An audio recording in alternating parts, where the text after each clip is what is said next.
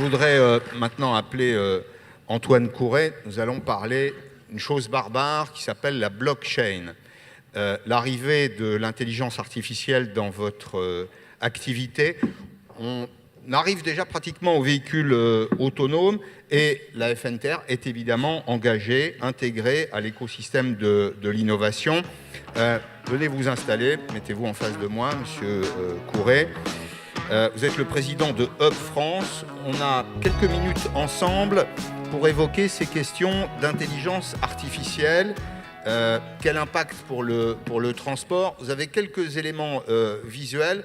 Je vous propose peut-être de faire une rapide présentation.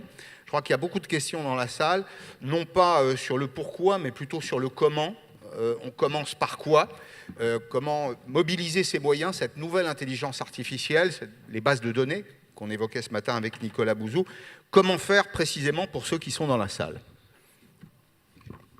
Oui, d'abord, bonjour. Merci beaucoup de m'accueillir cet après-midi. Effectivement, en quelques mots, je vais aller assez vite parce que peut-être que l'intelligence artificielle, le Hub France Intelligence Artificielle n'est pas forcément connu de tout le monde. Aujourd'hui, pourquoi on a créé le Hub France Intelligence Artificielle sur deux principes majoritaire. L'IA change à peu près toutes les industries. Il n'y a pas que les transports qui sont changés. Ouais. Et deux, il y a aussi un potentiel en France et en Europe plus globalement pour créer une intelligence artificielle, disons, alternative, sachant que de fait, les investissements, comme visiblement Nicolas Bouzou le présentait ce matin, les investissements actuellement dans l'intelligence artificielle, quel que soit le secteur, sont sans commune mesure en Europe par rapport à la Chine ou aux États-Unis. Pour vous donner un ordre de grandeur, la Chine et les États-Unis, au niveau gouvernemental, investissent chacun à peu près entre 10 et 15 milliards de dollars par an, là où le plan France Intelligence Artificielle annoncé au mois de mars a annoncé 1,5 milliard sur les 5 prochaines années. Et n'importe quelle ville en Chine, dont certaines qui sont très liées au transport comme Shenzhen, ont un plan d'intelligence artificielle de 17 milliards de dollars. Donc il y a ce besoin effectivement d'investir et il ne nous a pas échappé qu'il y a un grand nombre de grands groupes américains qui installent leur recherche et développement en France. Donc c'est-à-dire qu'il y a le potentiel et il y a les talents. Comme vous, ils ne sont pas très nombreux non plus, on a parfois du mal à les trouver, mais le potentiel en tout cas est là.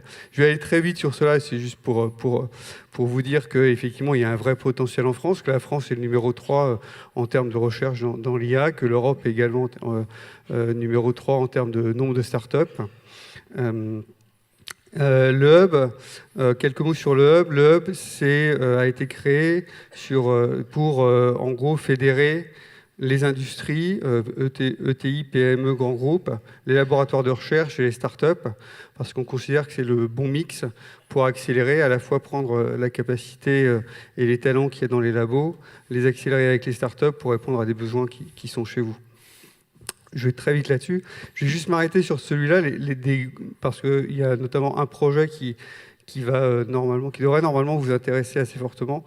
On a plusieurs projets dans le Hub, notamment dans le cadre des investissements qui sont prévus, y compris par le gouvernement, dans le plan France Intelligence Artificielle, dont notamment en ce moment un plan sur la mutualisation des données, sur lequel je reviendrai tout à l'heure, tout particulièrement sur la partie transport.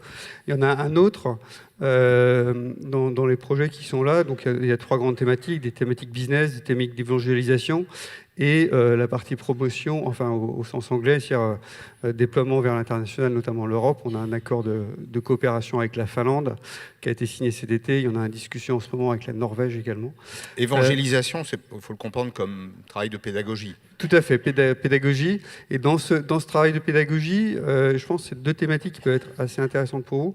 On a effectivement une partie un peu acculturation pour comprendre au niveau des patrons d'entreprise ou des managers comment l'IA peut transformer son métier. Et il y en a une deuxième, qui est une initiative qui a également été annoncée hier dans le plan intelligence artificielle de la région Île-de-France, une plateforme commune dédiée aux PME et aux ETI pour déployer des projets d'intelligence artificielle avec 2 composantes.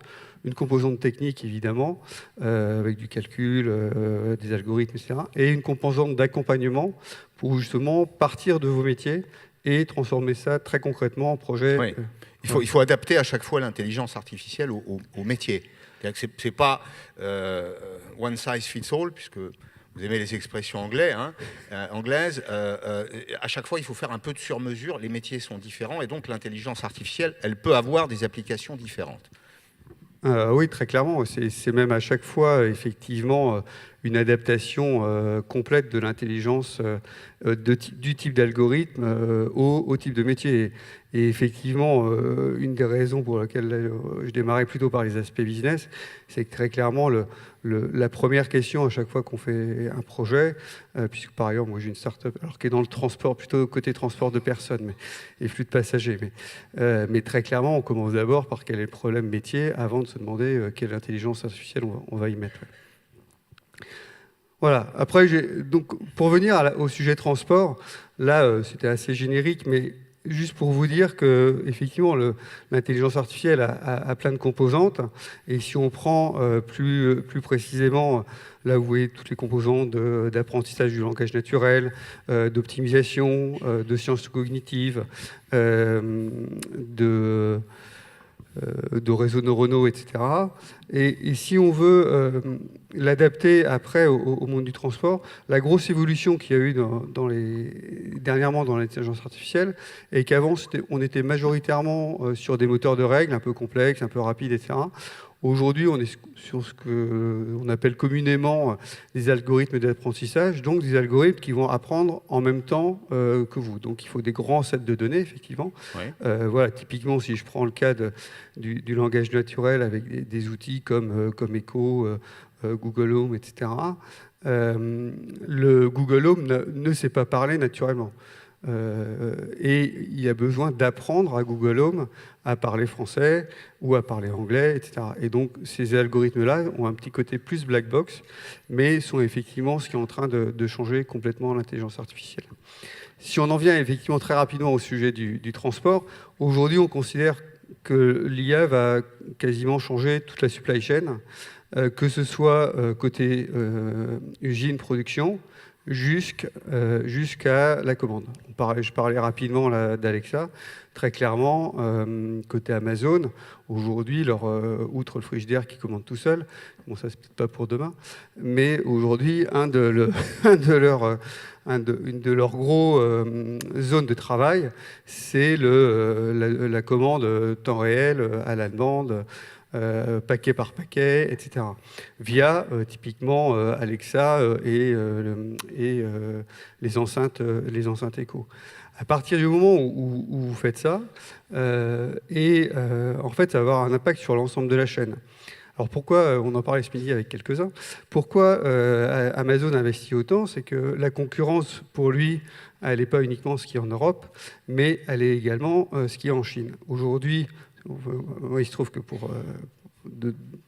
avec mon autre casquette start-up, je vais à peu près tous les 2 mois en Chine. En Chine, qu'est-ce qui se passe chez Alibaba et JD.com, pour ceux qui y vont également? Alibaba et JD.com... C'est le premier site marchand du monde, Alibaba. Tout à fait. Et JD à peu près pareil. Ouais. Qui viennent chacun de faire des partenariats, l'un avec Auchan, l'autre avec Carrefour. Qu'est-ce qui se passe en Chine? En Chine, les gens ne veulent pas aller faire leurs courses, les gens veulent être livrés. Donc, c'est comme ça, c'est la culture chinoise. Donc Alibaba et JD.com se battent sur le temps de livraison. Donc aujourd'hui, pour vous donner un ordre de grandeur, Alibaba et JD, dans les plus grandes villes de Chine, Pékin, Shanghai, Shenzhen, Chengdu, etc., livrent tous les produits frais en moins d'1 heure. Ouais. Voilà. Et sur les villes de tiers 2, donc des villes entre 5 et 15 millions d'habitants, c'est en moins de 3 heures.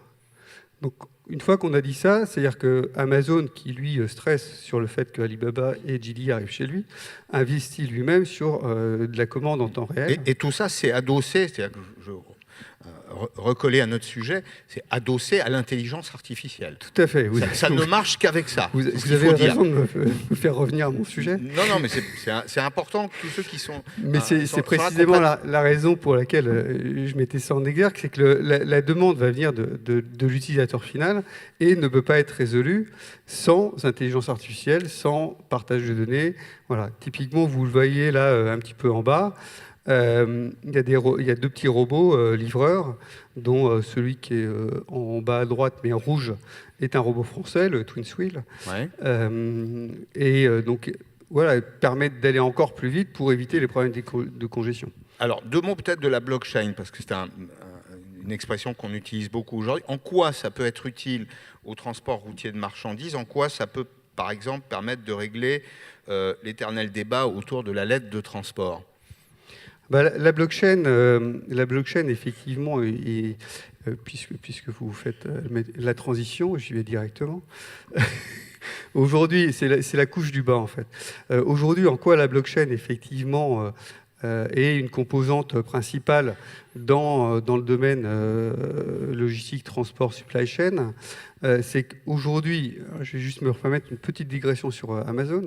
Pourquoi Amazon réussit ça? Pourquoi Amazon vient de commander 22 000 voitures? Parce qu'Amazon est complètement intégré. Donc lui, une fois qu'il a une logistique, des produits, des usines, des entrepôts complètement intégrés, il va peut-être utiliser la blockchain parce que ça coûte moins cher en termes de développement, mais fondamentalement, il n'en a pas forcément besoin. Si vous n'avez pas ce niveau d'intégration, vous avez besoin de la couche du bas, c'est-à-dire qu'une plateforme qui va vous permettre de faire transiter des données de façon confiante entre chacun des acteurs. Oui, la question de la sécurité est déterminante là. Voilà, et donc qu'est-ce qu'apporte de fait la blockchain? C'est cet aspect de sécurité que vous citez, cet aspect de confiance aussi, puisque la blockchain, au travers de l'échange de tokens qui peuvent être des monnaies, qui vont être des monnaies d'échange, puisque la blockchain est basée sur des tokens qui ne sont pas forcément des monnaies, disons, monétisables. Fiduciaires. Fiduciaires, au sens fiat, transformables en monnaie fiat, mais qui n'ont pas forcément le côté spéculatif. Distinguons très rapidement la blockchain d'un côté et les sujets de type Bitcoin, Ethereum et tout ça d'un autre, qui sont une des applications de la blockchain, mais dans le monde financier. Donc la blockchain va effectivement apporter ce tiers de confiance, d'échange entre les acteurs, qui est fondamental quand vous n'êtes pas dans une chaîne intégrée. Et le deuxième impact de la blockchain, comme effectivement c'est quelque chose qui vient du monde plutôt financier, sans être dans les algorithmes de ultra haute fréquence, va garantir et apporter cette confiance à l'échange entre les tiers de façon extrêmement rapide. Ce qui permet, sans avoir une chaîne complètement intégrée, en tout cas sur le papier, de réaliser le même type de prestations que celle que vise Amazon. Alors, question toute simple pour tous ceux qui vous écoutent. Par quoi faut-il commencer? On a bien compris que c'était un enjeu de productivité, de compétitivité, d'efficacité économique. Malgré tout, il y a un mode d'emploi, comme dans tous les domaines. Par quoi faut-il commencer? Quelles sont les principales étapes pour intégrer tous ces outils dans les entreprises de transport routier de marchandises? Alors, je ne suis pas sûr que l'IA reste quand même quelque chose de relativement nouveau. Donc, je ne suis pas sûr qu'on ait déjà la recette miracle pour l'intégrer partout rapidement. Sinon, on aurait la chance en France d'avoir à peu près 90% des entreprises qui seraient déjà passées. Mais néanmoins, pour apporter quelques éclairages, je pense que dans la partie transport routier, il y a trois domaines principaux. Il y a évidemment la prédiction de la demande qui est extrêmement impactant dans la transformation en termes de type de matériel roulant qui est mis à disposition. Il y a évidemment, pour ceux qui également ont des entrepôts, la partie robotique qui est de plus en plus impactante. Et je vous ai mis sur des slides d'avant quelques exemples. Alors, une entreprise comme Balio qui va notamment permettre de faire du transport donc sur des chariots élévateurs complètement robotisés, sur des longues distances, enfin longues distances au centre entrepôt, hein, ils ne vont pas faire 300 km non plus. Voilà. Donc il y a cette partie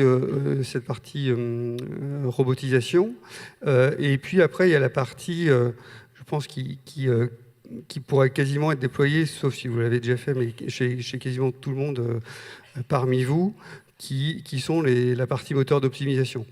Aujourd'hui, typiquement, une entreprise comme Deliveroo a mis en place un certain nombre d'algorithmes d'optimisation qui leur fait gagner 20% en termes de temps de livraison.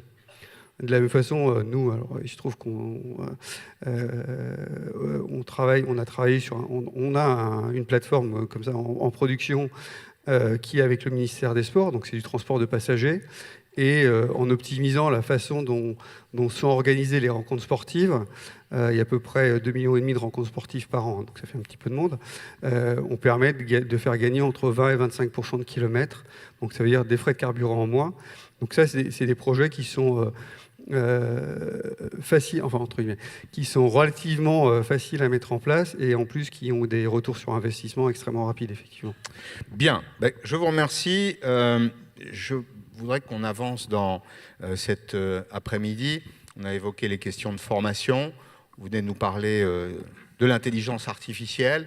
On a bien compris que c'était un chemin encore assez long, mais assez rapidement. Vous savez, un peu comme les innovations, certaines sont incrémentales, d'autres sont un peu rupturistes. Là, on est face quand même à une rupture, hein, un vrai changement de culture, changement de métier. Il faut le temps de se l'approprier. Puis la technologie ne répond pas encore à tous les besoins. En tout cas, Antoine Couret, je vous remercie beaucoup. Je rappelle que vous êtes le président du Hub France. Le Hub, tout le monde sait ce que c'est. Le Hub, c'est le moyeu. C'est ce qui permet d'agréger toutes les compétences, de mettre ensemble des partenaires, vous avez parlé de start-up, de grandes entreprises, pour produire de l'efficacité dans un écosystème qui est celui, en substance, là, du transport routier de marchandises. Tout à fait, effectivement, vous l'avez, enfin, juste peut-être 2 points, si vous me permettez. Je vous en prie. Effectivement, très clairement, la partie mise à l'étrier, de projets d'intelligence artificielle est une composante où l'aspect technologique est important, mais l'aspect effectivement culturel, de compréhension, etc., est d'autant plus important. Et la plus grosse rupture qu'on peut voir aujourd'hui, c'est l'aspect partage de données, qui est extrêmement en rupture parce que effectivement il faut des sujets comme la blockchain. C'est contre-culturel, ça. C'est totalement contre-culturel, mais c'est aussi totalement exponentiel en termes de bénéfices, puisque plus les données sont partagées, plus elles ont de valeur. Alors le partage n'est pas égal forcément à gratuité. Donc ça veut dire aujourd'hui, entre guillemets, l'économie du partage des données existe depuis très longtemps dans des mondes assez connus et qui sont très économiques, comme les télécoms ou la banque. Les télécoms et les entreprises de télécoms ou les entreprises du monde bancaire partagent des données depuis très longtemps, et c'est grâce à ça qu'elles font des échanges. Merci beaucoup, Merci. Antoine Couret. Merci beaucoup. Puisque vous parliez de croissance exponentielle, ce matin, Nicolas Bouzou parlait de la loi de Metcalfe.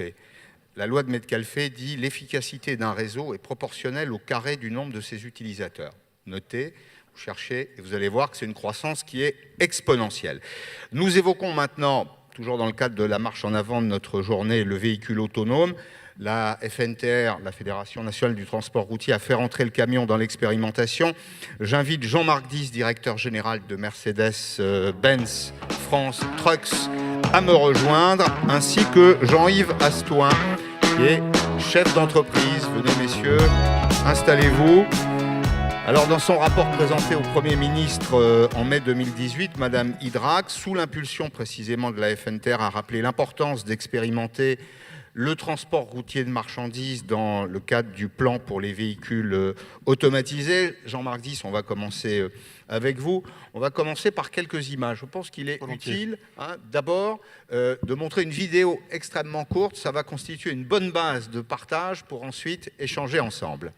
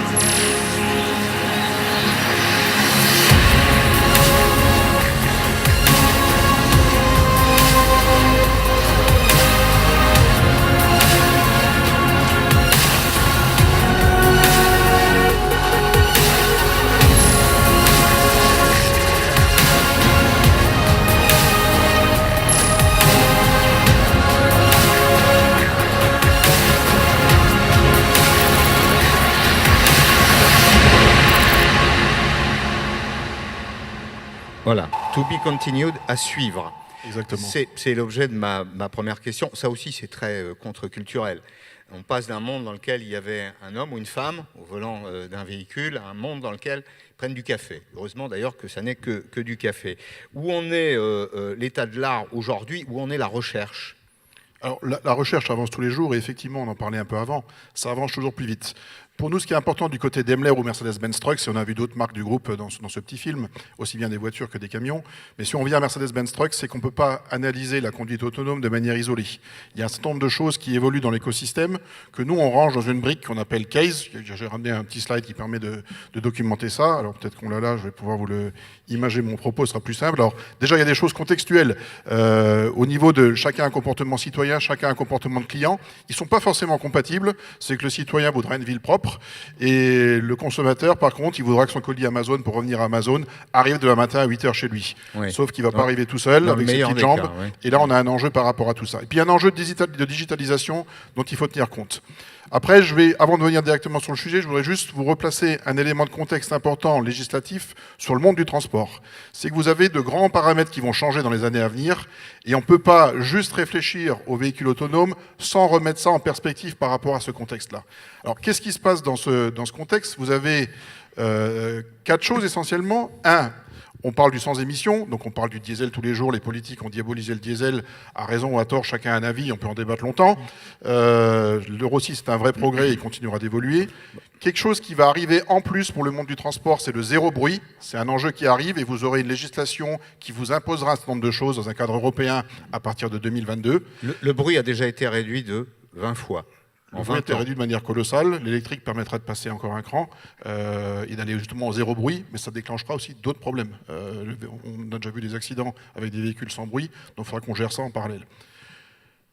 Au-delà de tout ça, tiens, quand on parle d'accident, c'est la sécurité. Ce qui est important, je pense, pour beaucoup de gens ici en tant que patrons entrepreneurs, c'est la sécurité de leur personnel, la sécurité des autres usagers de la route. Et un des éléments du véhicule autonome, j'ai une mauvaise nouvelle pour vous, mesdames, messieurs, c'est qu'on est tous nés trop tard pour voir des camions rouler tout seuls. Donc le temps qu'on sera sur notre jolie planète, on verra des gens dans la cabine. Ils feront certainement autre chose que tenir le volant. Ça oui, mais il restera quelqu'un dans la cabine. Mais avec l'intervention d'une machine, intelligence artificielle ou autre, c'est qu'on est fiable 24 heures sur 24, 7 jours sur 7, 365 jours par an. Attendez, je vous interromps parce que c'est important ce que vous dites là. Tout à l'heure, on parlait des jeunes. On ne peut pas promettre aux jeunes une vie professionnelle dans le transport routier si on leur dit que dans 10 ans, il n'y a plus personne au volant des camions. Alors, donc ce que vous nous dites là, c'est qu'il y aura toujours quelqu'un dans la cabine, pas nécessairement au volant, il fera autre chose, peut-être des choses d'ailleurs plus valorisées, plus intéressantes pour lui. Alors nous, on est convaincus de ça. On est convaincus de ça, c'est qu'à un moment, il y a un enjeu de formation effectivement, parce qu'il y a une partie de vos métiers qui vont se transférer de bureau dans la cabine du camion. La gestion du contact avec le client, la gestion de l'exploitation pourra se faire par ce qu'on appelle aujourd'hui le conducteur. Donc ces métiers-là vont s'enrichir et on pense pour nous que c'est une opportunité justement pour trouver d'autres profils pour rentrer dans ces métiers-là. Ça ne se fera pas tout seul, il faudra l'accompagner à travers d'organismes de formation, à travers ce que vous faites dans chacune de vos entreprises, mais il restera un conducteur dans le véhicule. On peut se poser une question un cran plus loin. On monte tous depuis 20 ans dans des véhicules autonomes. Ouais. Je ne sais pas si on en est conscient d'ailleurs. Au plus de 20 ans d'ailleurs. Plus ou moins autonome. Plus ou moins autonome. Ouais. Un avion aujourd'hui, ça décolle tout seul, ça atterrit tout seul et ça vole tout seul tout le long, on le sait avec le pilotage automatique. Le camion autonome, un jour, ce sera la même chose. C'est quand on sortira de Paris pour aller à Lyon, on appuiera sur un bouton, ça marchera relativement bien et le véhicule va rouler tout seul, mais il restera quelqu'un au volant, ou du moins dans la cabine. La question qu'on peut se poser, c'est est-ce que chacun d'entre nous ont montré dans un avion, il n'y a pas de pilote? Moi, j'ai la réponse pour moi. Non. Je crois que chacun l'a pour soi. Non. Et quand on parle de véhicules autonomes avec les gens de chez Airbus, ils vous disent notre enjeu à nous, c'est de passer de 2 pilotes à 1. Mais il restera quelqu'un, effectivement, dans le cockpit. Donc, on n'est pas vraiment à la conduite autonome, on est plutôt à une conduite qui est déléguée. Exactement. Et d'ailleurs, c'est ce qu'a défini le législateur il y a peu plus d'1 an. On ne parle pas de conduite autonome au sens de la loi, on parle de conduite déléguée. Donc, si je vais un peu plus loin, alors, tout ça, nous, on l'a rangé chez Daimler dans une grande boîte qui s'appelle Case, pour véhicules connectés, autonomes, la notion de service partagé, parce qu'on pense que le camion, vous allez le partager différemment, peut-être entre vos conducteurs, entre vos entreprises, et puis tout ce qu'on parle de véhicules électriques. Sur la conduite déléguée, je vais venir directement à cette image-là, et je ne sais pas si certains d'entre vous l'ont déjà vu, il y a 5 niveaux de délégation qui ont été définis récemment par le législateur. Et puis il y a le traité de Vienne qui a évolué il y a 3 ans, puisque jusqu'à présent, le traité de Vienne disait quoi ? quand tu es au volant d'un véhicule, il faut mettre les 2 mains sur le volant. Ouais. Donc Ouais. par définition, qui dit conduite déléguée, on avait un conflit. Donc là, un certain nombre de personnes ont fait leur boulot et on a franchi une étape. On peut effectivement faire des choses sans mettre les mains sur le volant. Et après, vous avez différentes étapes, peut-être un peu des parallèles à l'intelligence artificielle. C'est qu'à un moment, ce sera sans les pieds, sans les bras, sans la tête. Pour ça, le véhicule en lui-même seul ne suffit pas. Il faut avoir une communication avec un grand nombre de choses autour. Les véhicules entre eux doivent pouvoir communiquer. Donc il faut qu'on ait un standard de gestion de data ou de données d'un véhicule à l'autre. D'accord. On a pu le faire déjà, il y a eu des expérimentations avec le platooning il y a 2 ans, où plusieurs constructeurs, d'ailleurs tous les constructeurs ont participé à cette expérience-là. Il faut aussi une notion d'interface avec l'infrastructure, effectivement, savoir qu'un feu devient rouge, savoir qu'il y a des travaux à un certain endroit, etc. Et puis ensuite, il restera un paramètre qui sera compliqué à gérer, c'est chaque citoyen utilisateur de la ville, puisque quand on est dans un monde autonome et qu'on n'a que des machines qui évoluent, comme dans certains entrepôts logistiques certainement, tout est prévisible, puisque les algorithmes, en gros, sont quasiment compatibles entre eux. Ouais. Le plus grand impondérable dans la conduite autonome, c'est l'être humain. Parce qu'effectivement, un gamin, une personne âgée, etc., qui va avoir un comportement non prévu dans l'algorithme, ben, le véhicule ne saura pas nécessairement comment réagir. Alors, vous avez raison, les choses évoluent très vite, puisque dans le petit film, on a vu ce qu'on appelle le Future Truck 2025, qui était une des premières fois qu'un constructeur de camions exposait une vision d'un camion. Et c'est pas très vieux. 2014, salon de Hanovre, d'ailleurs, qui vient de se reclôturer il y a une quinzaine de jours.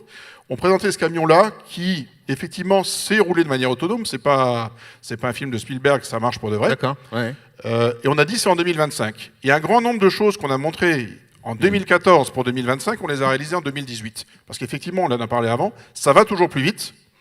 Il y a des choses qu'on maîtrise mieux. Et aujourd'hui, on a atteint le niveau 2 de la conduite autonome. J'ai une dernière question. Est-ce qu'on peut imaginer un prix pour ce formidable camion autonome ? Alors le prix, c'est pas le facteur le plus important et je pense pas que ce soit le facteur... Non mais je ne sais pas que... moi je suis marchand de camions, c'est mon premier métier. Oui. En fait, tous les dispositifs électroniques disponibles sur le véhicule aujourd'hui permettent de réaliser la conduite autonome. Ce qu'il faut, c'est votre sujet d'avant, c'est juste mettre la boîte noire qui relie justement toutes les données. C'est l'écosystème. L'écosystème. D'accord. Et une fois que vous avez mis ça en œuvre, ça fonctionne très très bien. Donc c'est pas un investissement hardware, c'est un investissement software. Et après, c'est un investissement, je dirais, émotionnel et culturel. Jean-Yves Astoin, est-ce qu'une partie de votre activité pourrait être éligible, le transporteur, est-ce qu'une partie de votre activité est éligible à ce type de changement ? Alors bien sûr, ce qu'il faut savoir aujourd'hui, c'est que moi, je suis adhérent à la FNTR depuis quelques années et je participe à une commission de travail sur les véhicules autonomes. Donc on fait des réunions et j'invite les adhérents qui veulent venir dans des groupes de travail à venir. Je fais la pub pour Florence, parce qu'on n'est pas assez nombreux dans ces groupes de travail.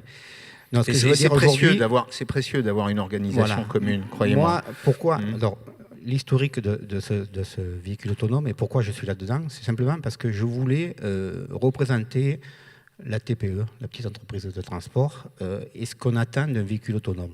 Parce que le véhicule autonome, c'est bien sûr l'image qu'on a vue, on voit des camions qui roulent avec des conducteurs qui, sur des tablettes, avec un verre de café. Mais ce qu'on attend demain d'un véhicule autonome, c'est ce qui est important pour nous.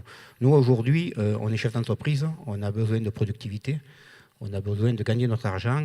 Vous avez vu les marges qu'on a, c'est pas moi qui l'ai dit, c'est la Banque de France. On est très très faible. Donc aujourd'hui, il faut qu'il y ait un intérêt pour nous. Donc pour qu'il y ait un intérêt, il faut de la productivité. Moi, je suis très pragmatique. Un véhicule autonome pour moi, c'est l'intelligence du véhicule et comment il va réagir et comment on va pouvoir le faire utiliser.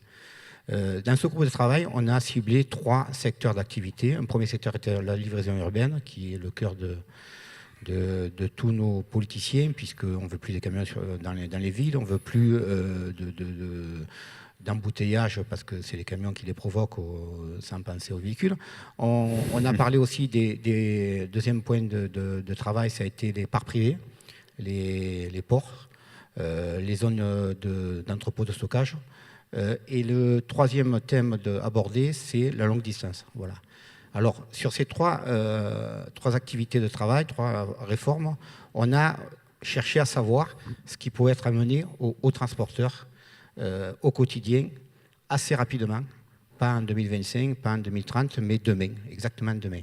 Donc, sur l'urbain, je suis très mal placé parce que ce n'est pas mon activité principale, mais des idées, des pistes de travail étaient faites en disant d'avoir déjà des zones dédiées aux livraisons, parce qu'aujourd'hui, ceux qui font des livraisons urbaines se cassent la tête pour trouver des zones de livraison qui sont obstruées par des véhicules, donc d'essayer de déposer les places dédiées, aux livraisons sont systématiquement occupées. Et pourquoi pas mettre des conteneurs à disposition, c'est-à-dire que le véhicule arrive, pose son conteneur, et les gens qui ont commandé Amazon viennent les chercher dans la journée, dans la nuit, à toute heure, avec leur smartphone, pour pouvoir ouvrir la porte et prendre leur petit colis. Très bonne idée. Ça, c'était une piste. Ouais. La deuxième piste qu'on avait à travailler, c'est comment réduire le bruit en ville par les véhicules. C'est faire le principe de ce que fait Monaco.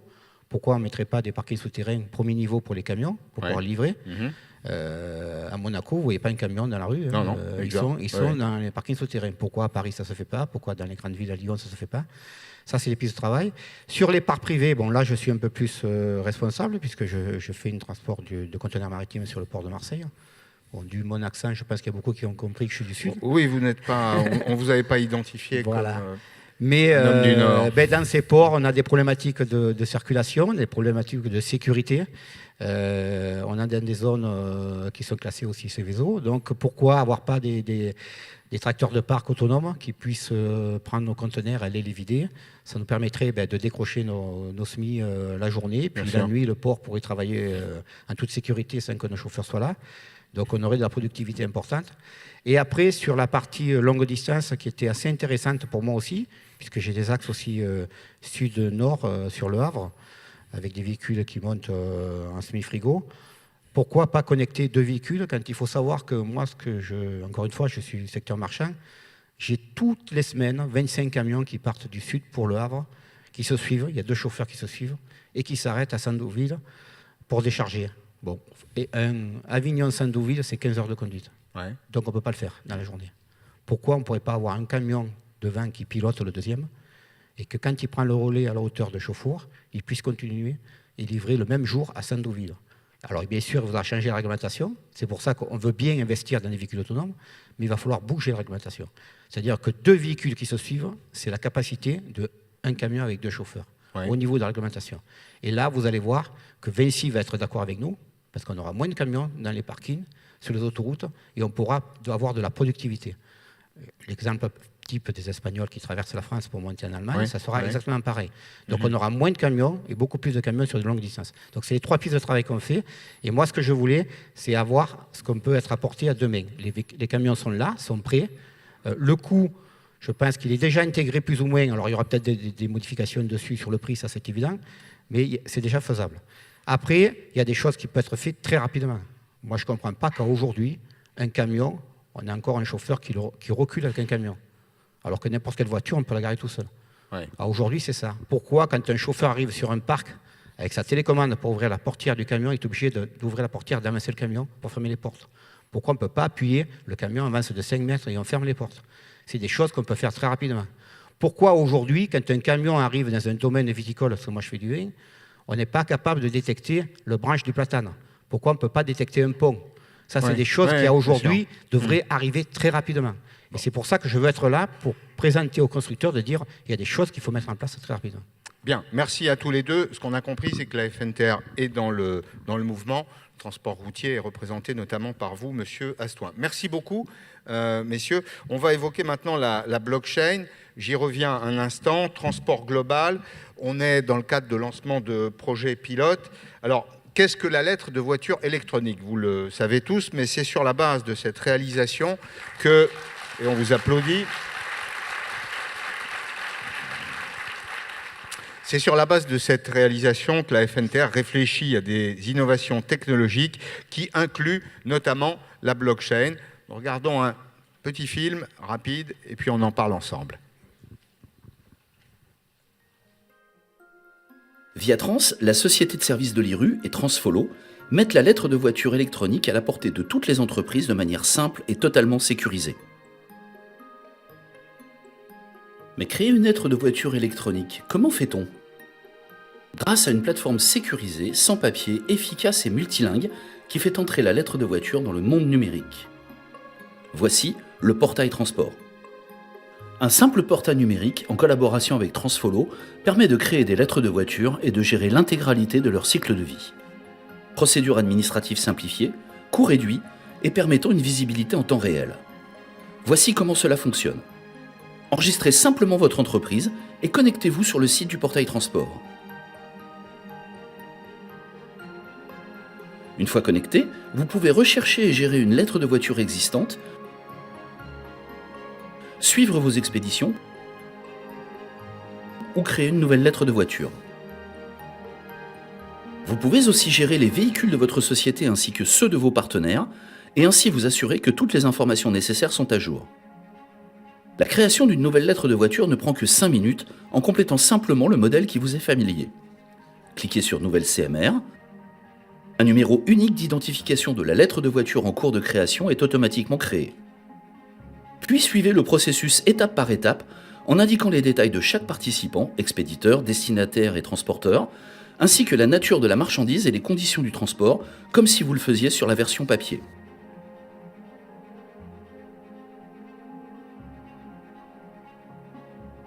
Gagnez du temps en créant par avance les informations relatives à l'expéditeur, au destinataire et au conducteur.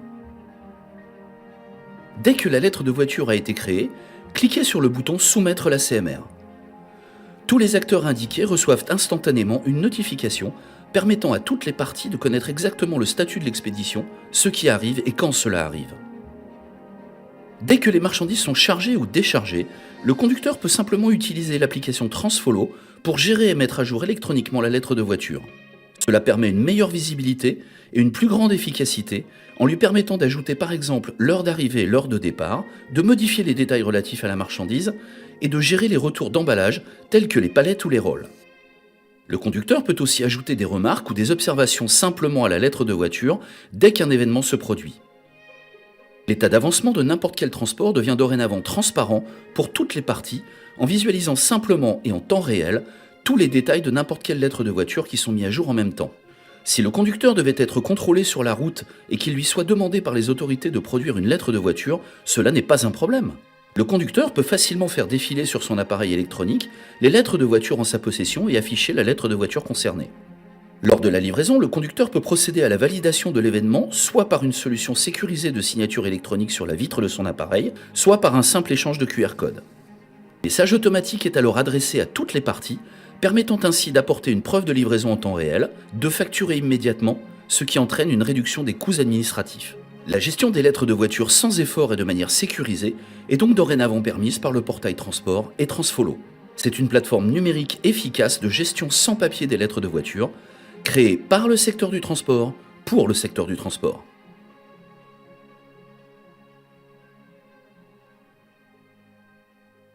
Je vais demander à Franck Augustin, qui est le cofondateur de TransChain, c'est une start-up qui développe des applications de technologie blockchain pour le transport et la logistique, de me rejoindre. Monsieur Augustin et Angélique Vogler, chef d'entreprise. Installez-vous, je vous en prie. Madame Vogler également, installez-vous. On va commencer rapidement, on est un tout petit peu en retard, mais c'est un sujet tout à fait passionnant.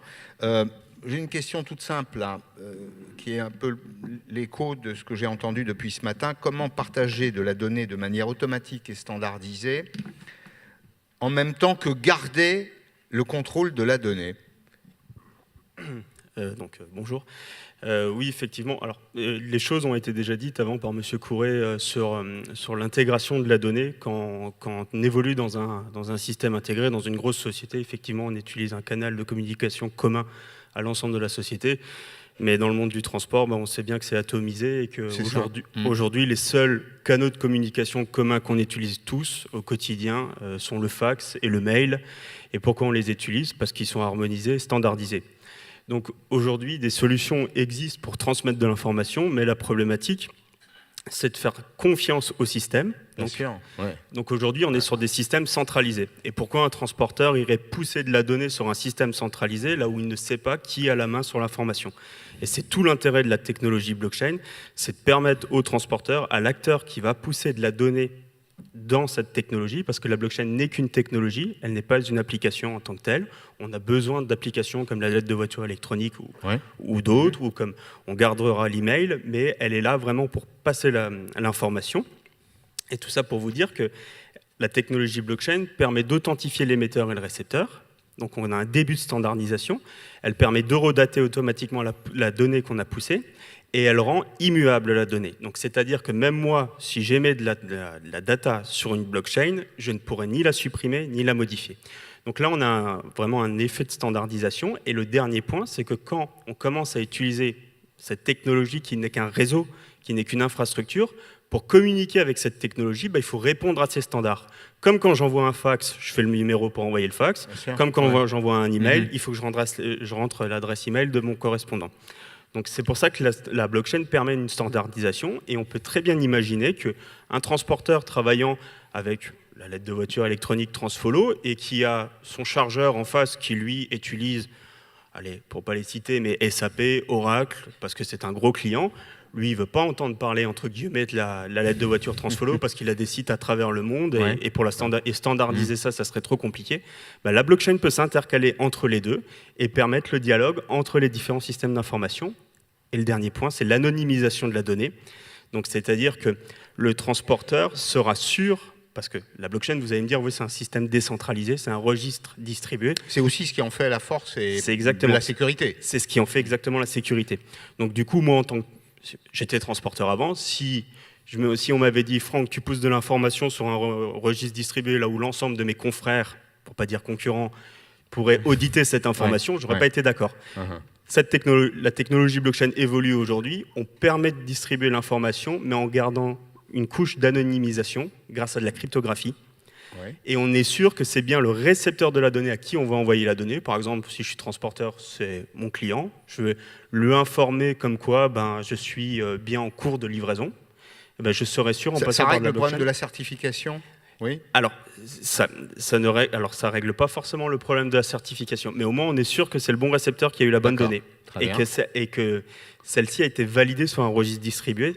Donc en fait, l'ensemble des acteurs du registre valident, si vous voulez, je vais vous caricaturer la chose. Vous avez une boîte, vous mettez de l'information dedans que vous voulez donner à destination de votre client. Vous allez fermer cette boîte avec une clé cryptographique et vous allez l'envoyer sur le réseau. L'ensemble des gens qui participent à la sécurisation du réseau vont voir passer cette boîte, mais ne savent pas ce qu'il y a dedans, parce qu'ils n'ont pas la clé pour l'ouvrir. Et la seule personne qui a la clé pour l'ouvrir, c'est votre client. Néanmoins, tout le monde a pu constater que cette boîte est bien partie dans tel état, qu'elle n'a pas été ouverte, et on la certifie comme ça. Très bien. Donc tout à la fois, il y a le flux, mais en même temps la protection des données. Élément absolument essentiel. Les prochaines étapes, là, en une minute, vraiment. Alors aujourd'hui, on est en train de travailler avec des transporteurs. Pour l'instant, c'est de très grosses sociétés internationales qui ont des services innovation et qui peuvent se permettre de mettre de l'argent pour faire des expérimentations. On est en train, par exemple, de certifier l'arrivée des véhicules sur site. Donc pour les transporteurs qui travaillent avec la GMS, on a des problèmes de qualité sur les heures d'arrivée des véhicules et ces derniers peuvent être refusés.